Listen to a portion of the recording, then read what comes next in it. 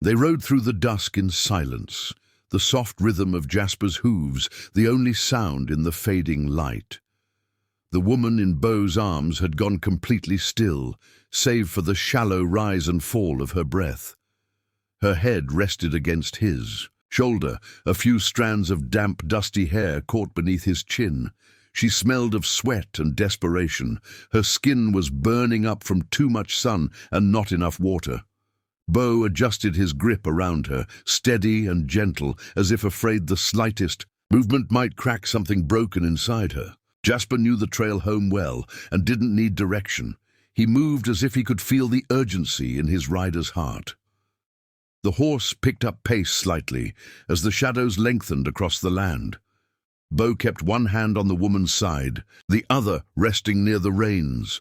His thoughts, usually quiet and orderly, swirled now in heavy clouds. He hadn't touched another human being in weeks, months, maybe years if he was being honest with himself. And now here he was, carrying a bruised, pregnant woman who'd been left to die in the desert. The sun finally dropped below the horizon as the ranch came into view. His land, nestled in a dip of scrub and mesquite trees, with an old barn leaning into the wind and a crooked front porch on the main house. The fence needed fixing again. The well pump wheezed when it was cold. But it was home. The only place left in the world, he trusted. He dismounted first, carefully sliding the woman into his arms. She stirred faintly, but didn't wake. He carried her inside through the worn wooden door, his boots echoing on the floorboards. The interior was sparse but clean. A single oil lamp flickered in the corner, casting long shadows. He crossed to the back room, the only bedroom, and laid her on his own bed, the one he'd slept in alone for over a decade.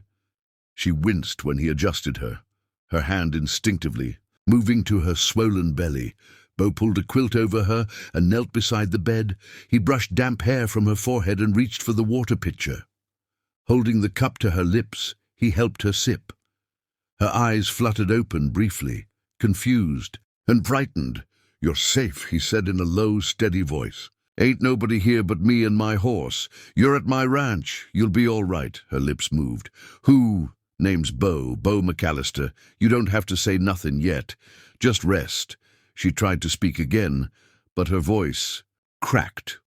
Beau stood. "I'll get you some broth. You just stay right there."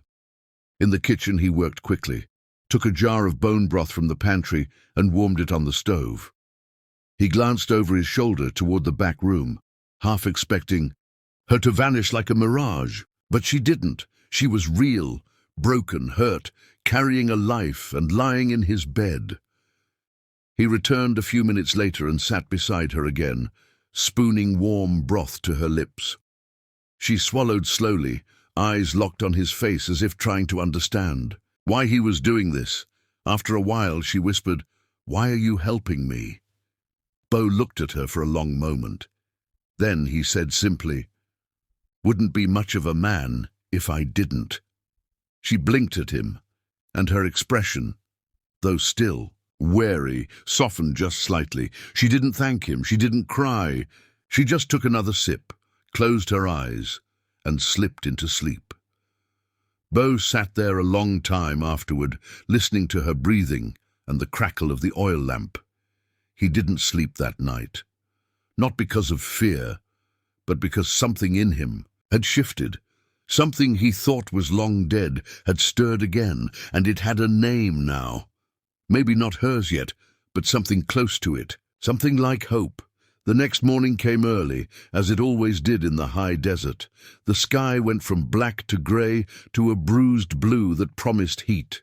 Beau was already up, boiling coffee, feeding Jasper, and fetching water from the well. The woman hadn't moved when he checked on her, still asleep, curled protectively on her side, one hand resting over her belly.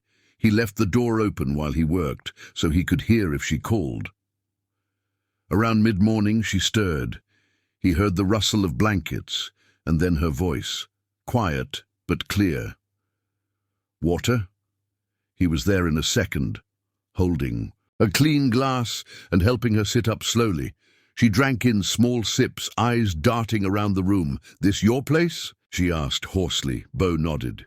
Been in my family near 100 years. She looked down at her hands. I'm Emmeline. He repeated it softly. Emmeline. She nodded. Then after a pause, Thatcher. Emmeline Grace Thatcher. He waited. Let her speak in her own time. I was married, she said, the words like splinters, to a man named Randall. He got into debt. Heavy. Cards mostly. Drank too much. Blamed me for every loss. When I told him I was pregnant, he said it wasn't his. Called me a whore. Said no child of his would come into the world poor. Bo stood still, hands at his sides, jaw clenched. He traded me to a merchant for 2 stallions and a bottle of bourbon, she said, voice hollow. The man took me in his wagon, said he'd drop me off at a town. Then the wheel broke near the canyon and he left. Just left. She looked at Bo now, her face pale and drawn. I didn't think anyone would find me. He didn't speak for a long moment. Then he said softly, He'll never touch you again, not while you're under my roof. Tears shimmered in her eyes but didn't fall. I don't got much, Bo added, but what I have is yours for as long as you need it. Her gaze met his. You don't even know me. I know you didn't deserve what happened, he said. That's enough for me.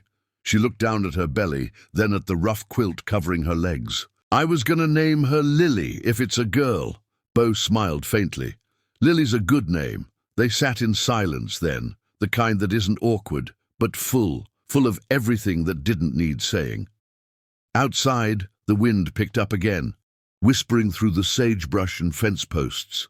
Inside, in the quiet little ranch house, something small and sacred began to take root. Not romance, not yet, not healing, not quite, but something in between, something real, something worth staying alive for.